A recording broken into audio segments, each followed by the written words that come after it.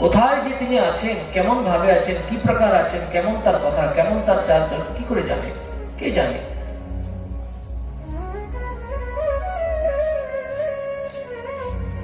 দুর্লভ সেমন বৈষ্ণবকে পাওয়া, সেটা গৃহের মধ্যে লুকিয়ে থাকতে পারে কিংবা কোনো মঠ মন্দিরে, কোনো আশ্রমে লুকিয়ে থাকতে পারে। বিরল প্রচার, এই গোস্বাইপাদগণের কথা। গোস্বাইপাদগণ তার সৎসন্দর্ভেতে যে বিরল প্রচার, যারা উচ্চঙ্গ মার্গে থাকেন তারা, তাদের প্রচার প্রসার বহুত দুর্লভ, বহুত বিরল। প্রাণ আছে যার সেহেতু প্রচার। সরেশ ঠাকুর প্রভুপাদ প্রাণবিহীন প্রচারের কখনো যোগ্য পাত্র হয়ে থাকে না। প্রাণ মানে ভগবত প্রেমেতে নিজেকে উৎসর্গ করেছেন, ফুল স্যাক্রিফাইস এন্ড কমপ্লিট সারেন্ডার।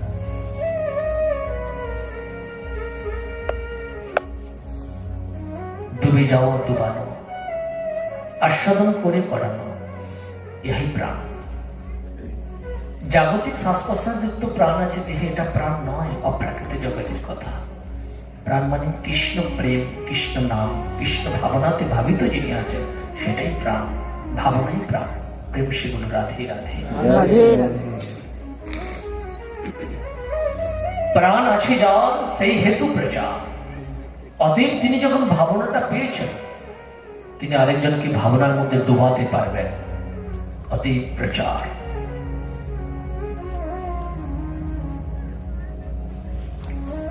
কেহ বা করে আচার, না করে প্রচার। কেহ বা করে প্রচার, না করে আচার। আচার প্রচার নামে করো দুই কার্য। তুমি জগতের প্রভু, তুমি জগতের আর্য। আচার্য আচরতি শাস্ত্রার্থম স্থাপয়িতব্যে, যস্মাৎ আচরতি স আচার্যস্তেন কীর্তিতঃ। বায়ু পুরাণ বললেন, যে সর্বেষামপি শাস্ত্রাণি অধ্যয়নম কৃতবন্তঃ, শাস্ত্রকে, সমগ্র শাস্ত্রকে অধ্যয়ন করার পর যে নিজের জীবনে প্রয়োগ করেছেন, তার আদেশ, তার উপদেশ, মনন, চিন্তন, অধ্যয়ন, অনুশীলন নিমগ্ন হয়ে গেছিল, এমন চিত্তবৃত্তি সম্পন্ন, এমন আচরণশীল যদি জগতে প্রচার করেন, সেটা জগতের কল্যাণ হয়ে থাকে। আচার প্রচার নামে করো দুই কার্য। প্রচার করলেন, আচরণ করলেন না, তারা কি করে হবে? আচরণ বিহীন যদি কেউ প্রচার করেন, সেটা বিশেষ কার্যকরী হয় না। উপদেশ করলাম, কিন্তু ভগবত উপদেশগুলো নিজের জীবনে চেষ্টা করি যদি একটা পারি করতে। ভাগবতের সম্পূর্ণ না অধ্যয়ন করতে পারি তো একটা করে শ্লোক দেখি না। একটা শ্লোক যদি না পারি তাহলে অর্ধেক শ্লোক দেখি।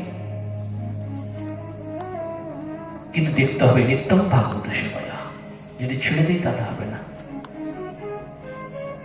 জপমালাকে উপোস দিয়ে রেখে দিলাম তাহলে কিন্তু হবে না, জপ করতে হবে। উপোস যদি চলে যায় তাহলে ভগবান যে প্রাণ, গুরুদেব যে প্রাণ প্রতিষ্ঠিত করে দিয়েছেন, তিনি কিন্তু চলে যাবেন। ভগবানকে উপোস দিতে নেই।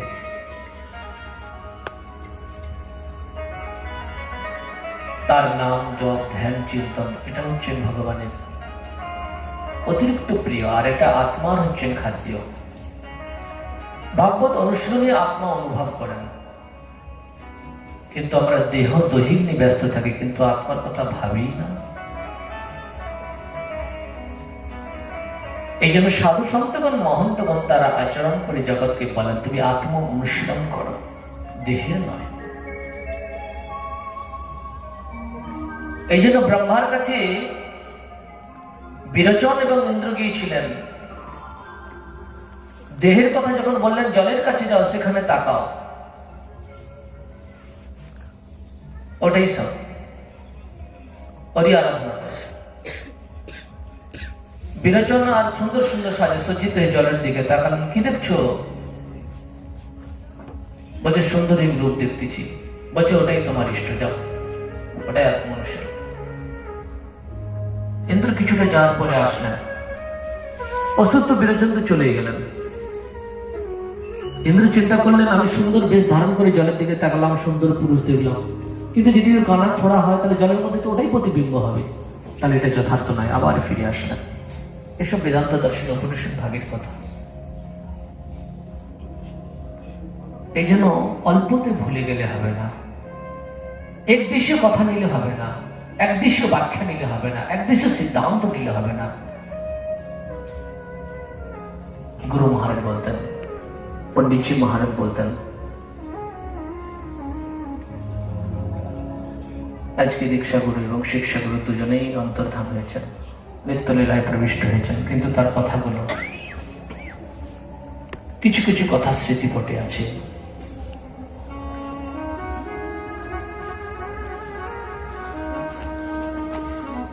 গুরুদেবের বাণীর যে শক্তি,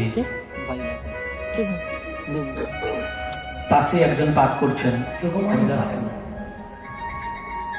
ভগবান সর্বত্র আছেন, কিন্তু দর্শন কেন হয় না? যোগ মায়া সমাবৃত, নাহম প্রকাশ সর্বস্ব যোগ মায়া সমাবৃত। বৃন্দাবন দর্শন করতে গেলে অনেকেই বলে, আরে এ তো পুকুরের মতো, আর সেই বাবলা গাছ। সেখানে জানে আমাদের পুকুর আছে, সেটা বাঁধানো নেই, এটা বাঁধানো আছে, এইটুকুই তফাৎ। কোন কোন ভাগ্যবান জীব তা দেখিবারে পারে। ভাগ্য না নিয়ে যদি কেউ কোথাও যায়, কিন্তু তার যথার্থ দর্শন হয় না, ধাম অপরাধ হয়ে যায়।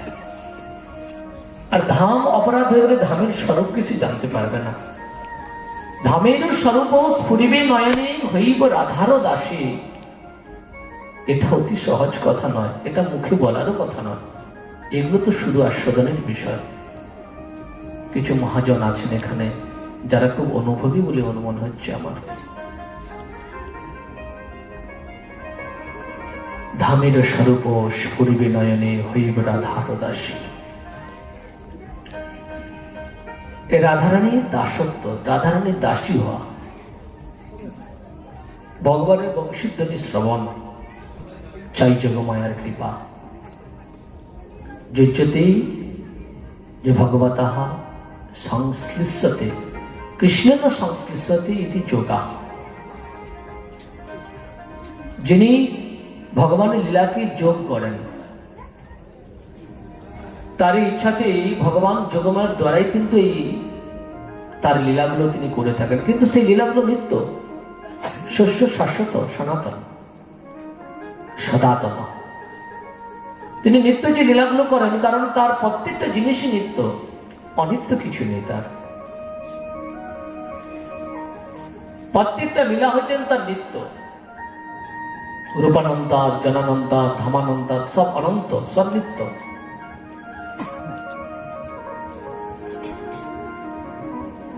পরীক্ষিত মহারাজ জিজ্ঞাসা করছেন যে কৃষ্ণম বিদুঃ পরম কান্ত ন তু ব্রহ্মতয়া মুনি।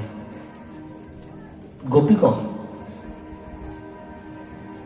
ভগবানকে, ভগবান শ্রীকৃষ্ণ কানাইলালকে কেবল কান্ত রূপে উপাসনা করতেন। তিনি যে পরম ব্রহ্ম এটা কিন্তু জানতেন না, এইভাবে তারা কিন্তু উপাসনা করেননি। তিনি নিজে কান্তা ভাবে উপাসনা করতেন, পতিরূপে উপাসনা করতেন। কিন্তু তারা কি করে ভগবানকে পেলেন? পরীক্ষিত মহারাজ সুখদেবকে বর্ণন করছেন, সুখদেবকে প্রশ্ন করছেন। তখন মুনিবার বলছেন, হে রাজন, পরম শ্রেষ্ঠ বা সবিজ্ঞ স্বরাট ভগবান পরব্রহ্ম পরাৎপর অচিন্ত যে গুণ সম্পন্ন, লীলা সম্পন্ন, এবং তাকে যদি কেউ কামম ক্রোধম ভয়ম স্নেহম ঐক্যম সৌহৃদম প্রিয় ভোজ, যে যেমন ভাবে তাকে উপাসনা করুক না কেন, যে তথামাং প্রপদ্যন্তে তাং তথৈব ভজাম মম বর্তান বর্তন্তে মনুষ্য পার্থ সর্বস্ব। ভগবানকে যে যেমন ভাবে উপাসনা করো না কেন, কামম ক্রোধম ভয়ম স্নেহম ঐক্যম সৌহৃদমেব চ। কাম দিয়ে, কাম ক্রোধ যেভাবে উপাসনা করুন না কেন, যে যথামান প্রপদ্যন্তে, এই তো ভগবানের বিশেষতা। যে যেমন ভাব অনুসারে তাকে ভক্তি করবেন, ভগবান তাং তথৈব ভজাম্যহম, তিনি সেভাবেই তাকে ভজনা করবেন, তিনি পৃথকভাবে নয়। যে যথামাং প্রবর্তন্তে তাং তথৈব ভজামি মম বর্তাবর্তন্তে মনুষ্য বর্ত সর্বশ। এরাই ভগবানের অপ্রাকৃত যে কেউ যদি বাৎসল্য প্রেমে ভগবানকে ভজনা করেন, ভগবান তাই হয়ে যান। কিন্তু যেন তেন প্রকারেণ মনঃ কৃষ্ণ নিবেশয় যাহাই বিজ্ঞান। শব্দের শব্দার্থ, শাস্ত্রের সিদ্ধান্ত, নিগুণ যে সিদ্ধান্ত, যে নিচুড়,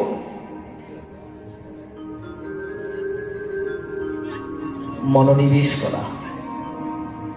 চিন্তা করলাম, কিছু বললাম, কিন্তু চিন্তন নেই, মনোনিবেশ নেই, অহর্নিশ চিন্ত কৃষ্ণ বলহ বদনে। এই যে মহাপ্রভুর এক চিন্তা শব্দটাকে প্রয়োগ করলেন। মুখে বলো ঠিকই, কিন্তু চিন্ত কৃষ্ণ, চিন্তার সহিত বলো। এমনি মুখে বললে হবে না। যতই রাগ রাগিনী, যতই কিছু থাকে না, কিন্তু চিন্তা যদি না থাকেন, তাহলে ভগবত প্রসন্নতার কারণ হবে না, নাম অপরাধের দিকে চলে যাবে।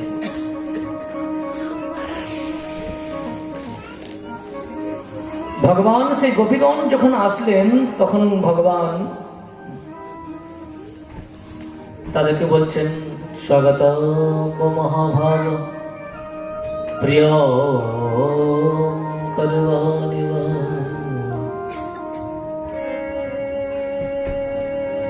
স্বাগত জানালেন। ভগবানের নিজজন, ভগবানের ভক্তগণ যখন আসেন, তাদেরকে কি করেন? স্বাগত জানানো, স্বাগত মহাভাগ, সম্বোধন শব্দ মহাভাগ। প্রিয়ম কিম করবানি বা, কি প্রিয় সাধন করতে পারি তোমাদের? রজন এসে ঘোর বা ঘোর সত্য নিষেবিতা। এই ঘোর রজনীতে এসেছো তোমরা, কি জন্য এসেছো এখানে? ও দৃষ্টা বরং কুসুমিত, এই সুন্দর বনকে দর্শন করার জন্য এসেছো। দর্শন করো, বহুত মনোরম বন, সুন্দর পুষ্প, সুন্দর সুগন্ধ, পূর্ণচন্দ্রিকী শোভা বিতরণ করছেন, কতই আনন্দ সেখানে। দর্শন করে তোমরা নিজ নিজ জায়গাতে চলে যাও, বিলম্ব করো গোপীগণ। অনেক রাত্রি হয়ে গেছে, এখানে হিংস্র জন্তু আদি আছে, বাঘ ভালুক আদি আছে, এখানে রাত্রিতে থাকার কোনো দরকার নেই, তোমরা ফিরে যাও। কেন এসেছো তোমরা পতির সেবা পরিত্যাগ করে সংসারে কার্য থেকে বিরত হয়ে? কি জন্য এসেছো? ঠিক আছে, এসেছো কোনো খুবই ভালো কথা, দর্শন করতে যদি এসে থাকো, দর্শন করে ফিরে যাও। এই কথা যখন শুনলেন গোপীগণ, তখন গোপীগণ বিরহ করেছিলেন যে আমরা সবকিছু পরিত্যাগ করে আসলাম, চুল্লি স্থিত দুধ পড়ে যাচ্ছে, কিন্তু দেখলেন না বংশীধ্বনি শ্রবণ করার সঙ্গে সঙ্গে পরিবেশনকে পরিত্যাগ করে, গাবি দহনকে পরিত্যাগ করে, নিজের শৃঙ্গারকে পরিত্যাগ করে সুন্দরভাবে সাজতে সাজতে সব ফেলে রেখে চলে এসেছেন। এসে কি শুনছেন? এমন নিষ্ঠুর বচন শুনে তাদের যে ভগ্ন মনোরথ, তারা যে উদ্দেশ্য নিয়ে এসেছিল, যে সংকল্প নিয়ে এসেছিল, যে আনন্দের সহিত তারা সবকিছু পরিত্যাগ করে এসেছিলেন, তার বিপরীত বার্তা শুনে বহুত কষ্ট পেলেন। সুখদেব পরীক্ষিত মহারাজকে বলছেন এই কথাগুলো, গোপীগণের যে বিরহ, যে ভগ্ন মনোরথ,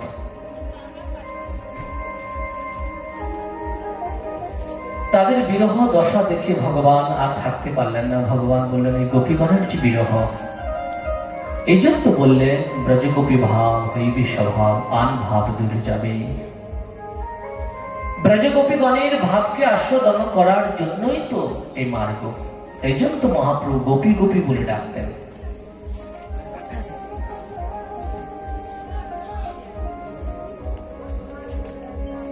ব্রজগোপীর যে সেই নিষ্কাম প্রেমের যে আস্বাদন, একবারে অন্তরঙ্গ ভজন, রাগানুগা ভজন, গোপী ভাবের আস্বাদন। ভগবান তাদেরকে তিনি কৃপা করলেন। কিন্তু যখন তিনি রাস করছেন, সেই রাসের মহারাসের আগের প্রসঙ্গ, তাদের মধ্যে যখন অহংকার হলো যে আমরা নিজেকে ষষ্ঠ গোপী ভাবলেন, তখন ভগবান সেখানে অন্তর্ধান হয়ে গেছিল।